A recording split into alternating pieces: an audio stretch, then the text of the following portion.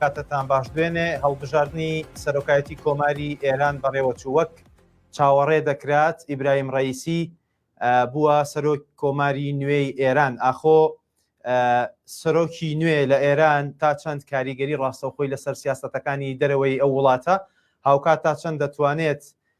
گۆڕانکاری لە ناو خۆی وڵاتیشدا بکات. پەیوەندیەکانی ئێران لەسەر ئاستی دەرەوە لەگەڵ وڵاتە زلهێزەکان چۆن دەبن.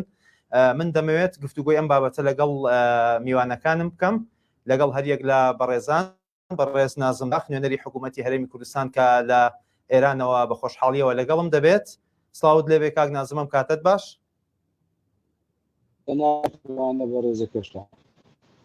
زۆر زۆر سپاس. بەڕێز دکتۆر ساڵح عومەر مامۆستای زانکۆ شارەزا لە کاروباری ئێران. کاک دکتۆر ئەم کاتت باش؟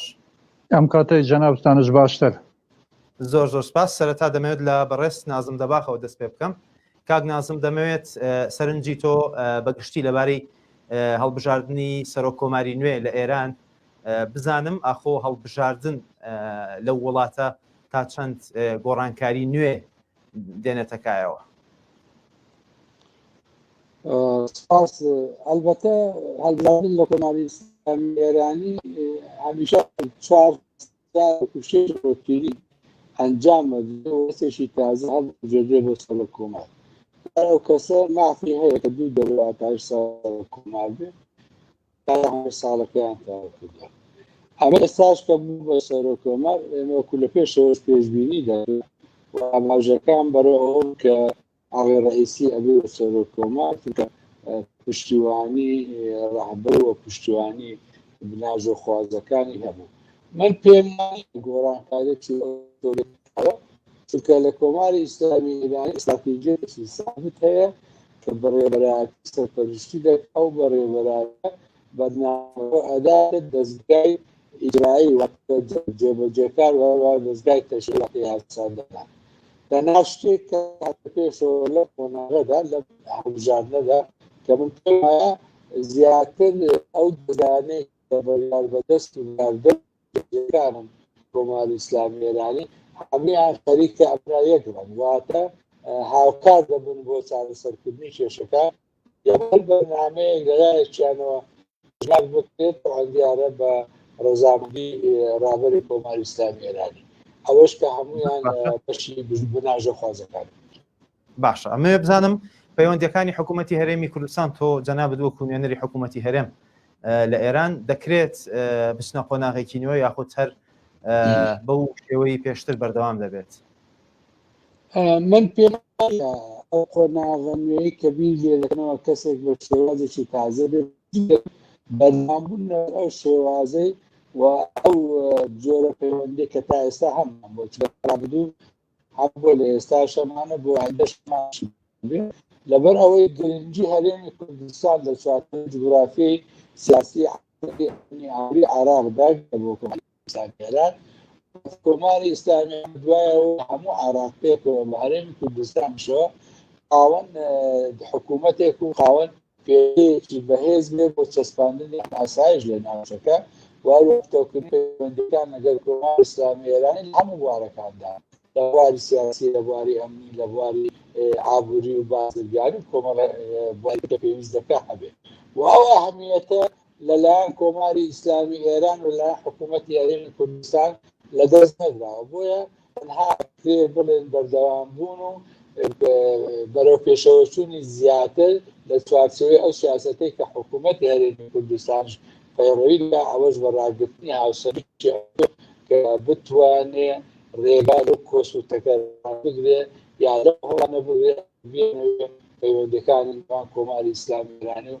حکوومەتی هەرێمی کوردستان عێراق بدەن کە بە بڕوای من ئەمە سیاسەتی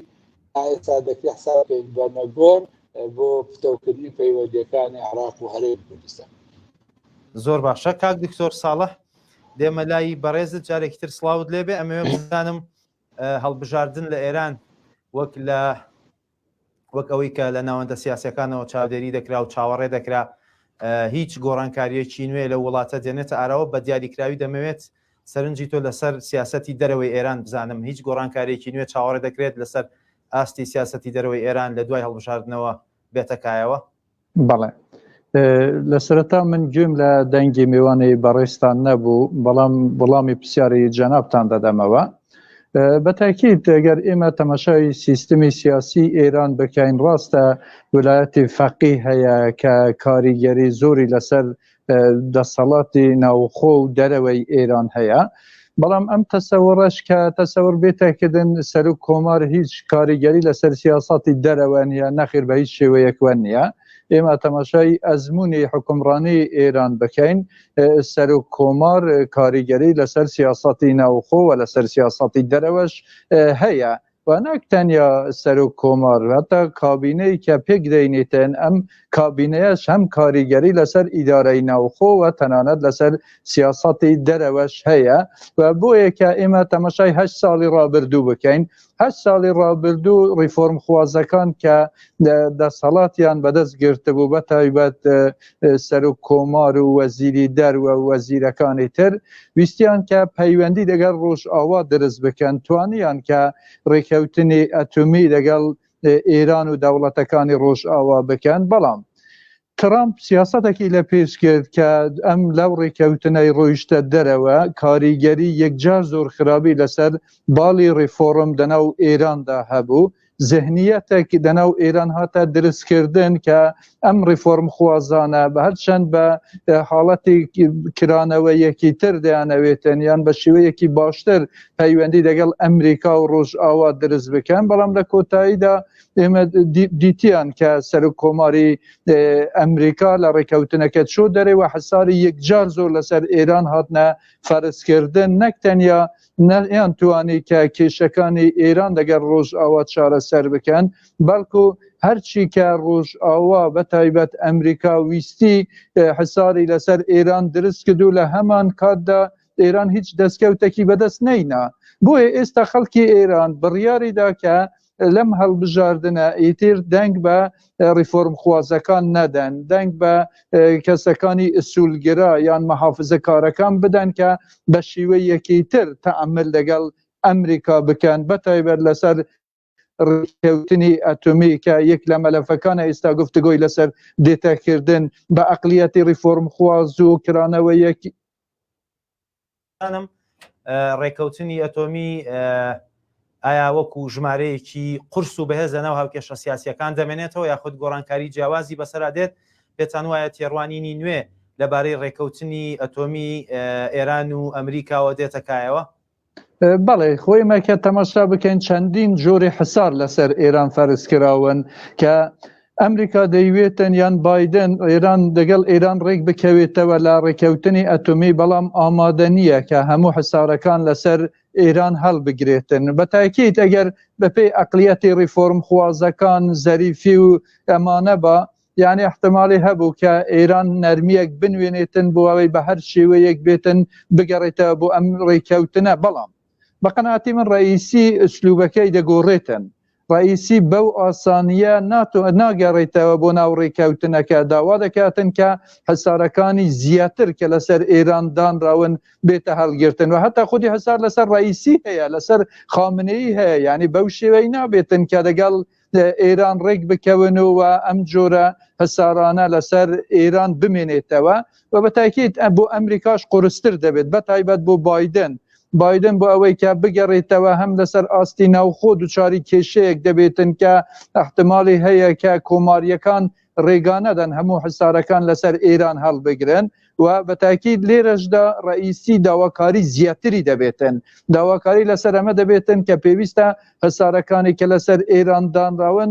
زیاتر لەسەر ئێران بێتە هەڵگرتن، ئەو کات ئێران دەگەڕێتەوە بۆ ڕێکەوتنی ئەتۆمیەکەوە. لێرە پێگەی خامنەئیش زۆر بەهێزتر دەبێتن، یعنی دەتوانین بڵێن کە خامنەئی بە تیمێکی یەکدەست کە مەسەلەن ئوسولگەرەکانن و محافزەکارەکانن و ڕئیسی مەجلسش هەر لەوانە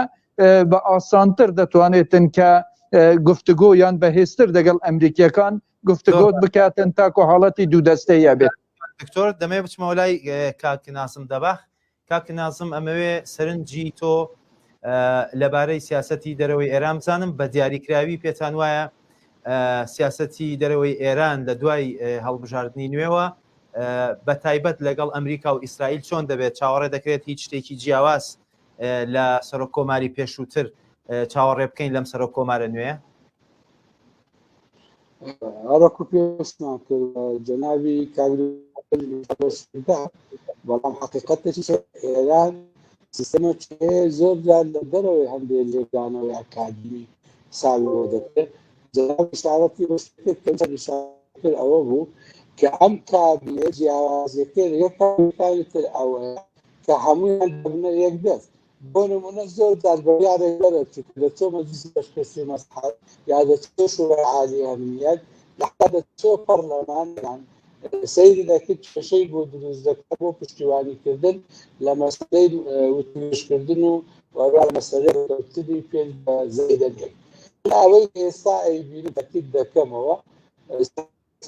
خارجی کۆماری ئیسلامی ئێرانی تەنها کەسەکان کە بە یەکهەموو دامەزراکانی تری ئێرانی دەکەونەوە گشتکردن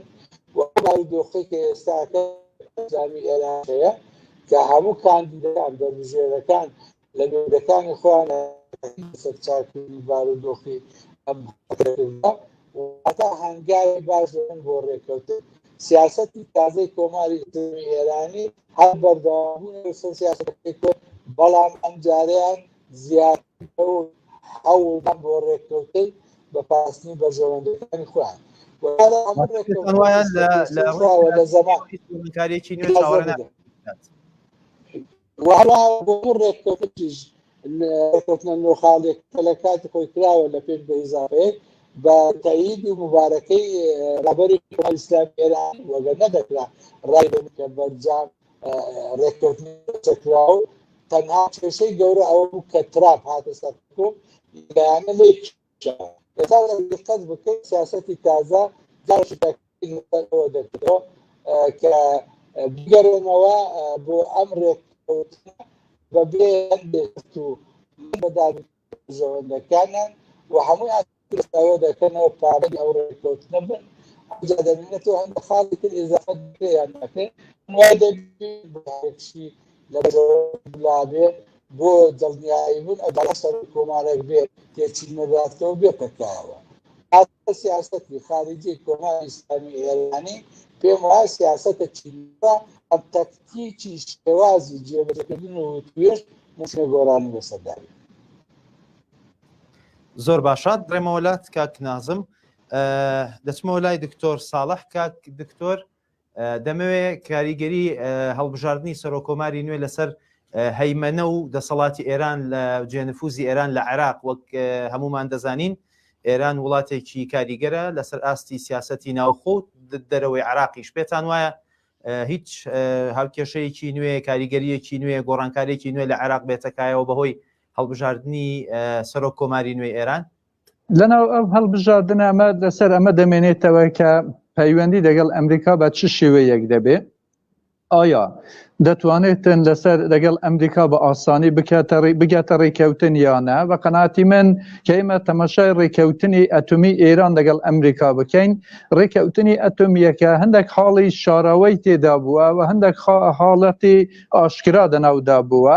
و ئەمانەی کە لەناو ڕێکەوتنی ئەتۆمی بەڵاو کرایتەوە کە لەسەر چ ڕێکەوتنە هەمووی بۆ خەڵک ئاشکرا نەکراوە یەک لە خاڵەکانی کە ئێمە تەماشا بکەین بە شێوەیەکی گشتی دەرەو ڕێکەوتنەکەدا هەبوو لە سەردەمی ئۆبامادا کە بایدن شتێدا بەشدار بووە دەسەڵاتێکی زیاتر بە ئێران دەدرا بۆ ئەوەی کە ئێران لەناو ڕۆژهەڵاتی ناوەڕاستدا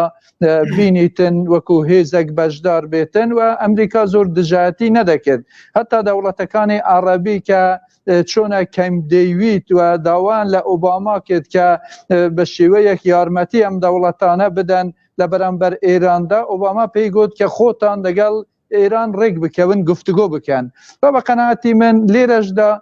ڕئیسی کە ئێستا دەبێتە سەرۆک کۆماری ئێران داوای امتیازی زیاتر دەکات احتمالی هەیە کە لەگەڵ ڕیفۆرم خوازەکان گفتوگۆ کرا با جۆرە تەنازولاتێک ئەوان کردیان بەڵام رئیسی کمتر ئامادەیە کە ئیمتیاز بە ئەمریکا بداتن زیاتر محاوڵە دەکاتن کە بە شێوەیەکی گشتی لە ئەمریکا ئیمتیاز وەربگرێتن ئەمە لەسەر ئەمە دەمێنێتەوە کە تیمی مفاوزاتی ئێران وەزیری دەرەوە وەکێ دەبێتە دەبیری ئەنجومەنی ئاسایشی نەتەوەیی ئێران ئەمە دەتوانێتن تا ڕادەیەک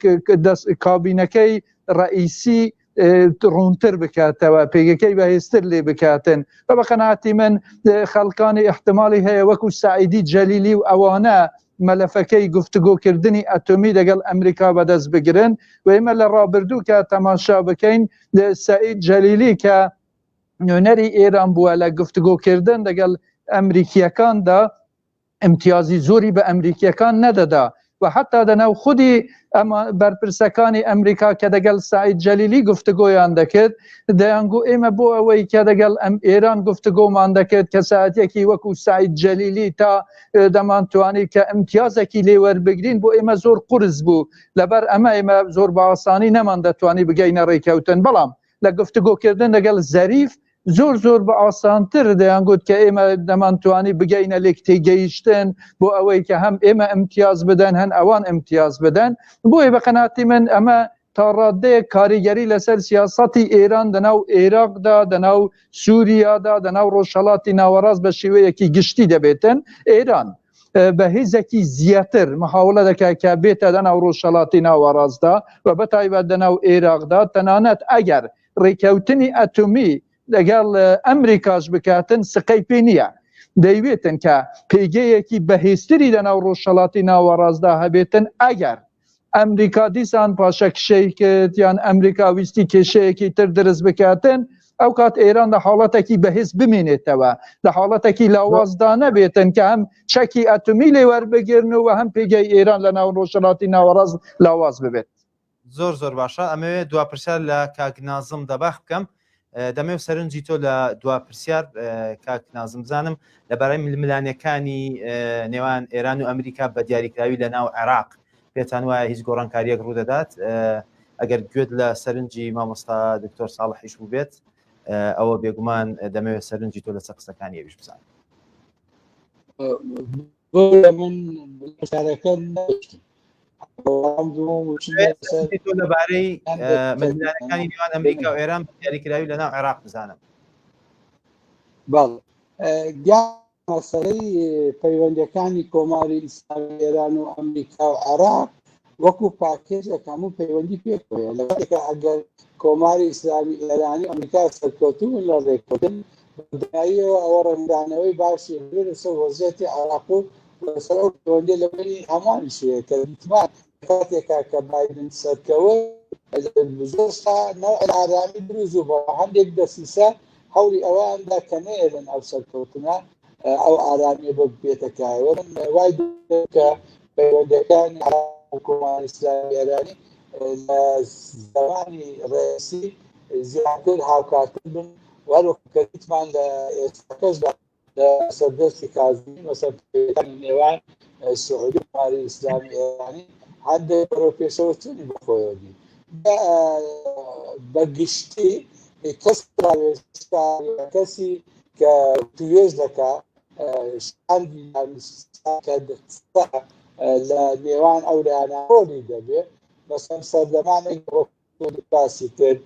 کە ئاغای سەربیزی بود لەدەوە بە شێوەیەک سەریان دەکرد زەریف بوو بە شێوەیەش کرد بەڵام من لێرە نامەوێت هەندێک شتێک بەشێکی ئاگادار بووم بە کاتێکا کەەوە کۆماری ئیسلامی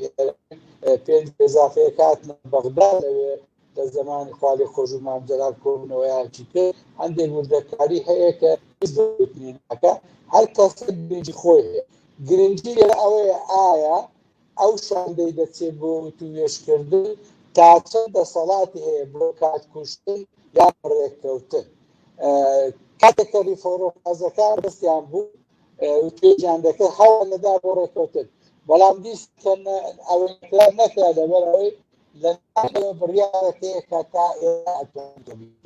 ئەوەی خۆشە لێرە کە دەکرێت ئەم جارەی لە کاتەی تازەی کۆماری ئیسلامی ئێرانی هەم لە کابینەی ئەنجومەنی وەزیران و هەم لە مەجلیس پەرلەمان هەم لە شوڕای عالی دەستگاکان لێک نزیکی و تەمایل نزیکی هەیە بۆ ئەوەی بەئەنجام زۆر سپاس بەڕێز نازم دەباخ نوێنەری حکوومەتی هەرێمی کوردستان سپاس کە لە ئێرانەوە لەگەڵمان بوویت. دوپرسیارم دەچمەوە لای بەڕێز دکتۆر ساڵح عومەر. کاک دکتۆر ساڵح ئەمەوێ لە دوایین خولەکونی و بۆ دوو خولەک وەڵامم بدەیتەوە. سپاس دەکەم. لە سبەینەوە ئێمە ئیدی چاوەڕێی ئێرانێکی نوێ بین بە تایبەت لەسەر ئاستی ناوخۆ و پەیوەندیدار بە هێزە ناوخۆیەکانی ڕکابەری حکوومەتی ئێران و هەروەها لەسەر ئاستی دەرەوەش دەکرێت ئێمە ئیدی چاوەڕێی هێزێکی نوێ بین، چاوەڕێی سیاسەتێکی دیکەی نوێ بین لە ئێران؟ بەڵێ ئێمە دەبێت ئەمە پێشبینی بکەن کە ئێران یەک دەستر دەبێتن. ئێران لەو دوو دەستەیەی کە هەبوو دەسەڵاتێکی ویلایەتی فەقی بوو، دەسەڵاتێکی سەر و کۆمار بوو، دەتوانین بڵێن کە ڕنگدانەوەی لە ناو سیاسەتەکانی ناوخۆ و دەرەوەی ئێران هەبوو، وەکو ئەوەی کە دیتمان زەریف زۆر جار ناڕزایەتی دەردەبڕی کە بەڵێن بشارە سەد هاتۆتە دەناو ئێراندا من ئاگام لێ نییە و قاسم سلێمانی دەبێ منی ئاگادار کردبەوە یان دەنگە تۆمارکراوەکەی کە بەڵاو کراوە دەیگوت من هیچ دەسەڵاتم نییە و دەدەستی سپای قودسیان قاسم سلێمانیدا بوو. ئەم جۆرە ناکۆکیانە جۆرە دوو دەستەیەکی دەناو ئێران هەر درست دەکرد. جا چ کاریگەری بە شێوەیەکی تەواو هەبوو بێیانە، بەڵام تا ڕادەیەکی زۆر کاریگەری هەر هەبووە. بەڵام ئێستا ئەمە نامێنێتن حاڵەتی یەکدەنگی و یەکدەستی دەناوخۆی ئێراندا بۆ سیاسەتی دەرەوە تەنانەت بۆ سیاسەتەکانی ناوخۆش درست دەبێتن و ئەم یەکدەنگیە دەتوانێتن تا ڕادەیەکی زۆر لە گفتگۆکردن لەگەڵ ئەمریکا هێزێکی زیاتر بە ئێران بداتن و تەنانەت بۆ ئیدارەکردنی ناوخۆی ئێرانش دەتوانێتن باشتر بێتن. چونکە ریفۆرم خوازەکان لە ماوەی 8 ساڵی کە حکومڕانیان کرد بەقەناعەکە لە خەڵکی ئێران بپرسی بژیوی ژیانی ئێوە 8 ساڵ پێش ئێستا باشتر بووە یان ئێستا؟ بەقەناعەتی من ئەمە وازەها کە وەڵامەکەوە دەبێتن 8 ساڵ پێش ئێستا باشتر بووە. لە حکومڕانی ریفۆرم خوازەکان یعنی شکستیان هێنا نەیانتوانێت کە ئەم وعدانەی کە بە خەڵکییاندا بوو جێبەجێ بکەن. جا دەسەر ئەمە دەمێنێتەوە ئایا ئەم یەکدەستبوونە دەتوانێتن لە بواری ئابووری کاریگەری ئیجابی لەسەر بارودۆخی ئێران هاوڵاتیانی ئێران هەبێتن یانە؟ ئەگەر لەوە سەرکەوتوو بن بەتاکید ئەمە دەتوانێتن کە لە بەرژەوەندی هەموو سیستمی سیاسی ئێراندا بێت. زۆر سپاس بەڕێز دکتۆر ساڵح عومەر شارەزا لە کاروباری ئێران و هاوکات مامۆستای زانکۆ. جارێکی دیکە سپاس بۆ بەڕێز ناسم دەباخ نوێنەری حکوومەتی هەرێمی کوردستان لە ئێران. سپاس بۆ ئێوەش بینەرانی بەڕێز هەرشاد بن، کاتێکی خۆش خواتان لەگەڵ بێت.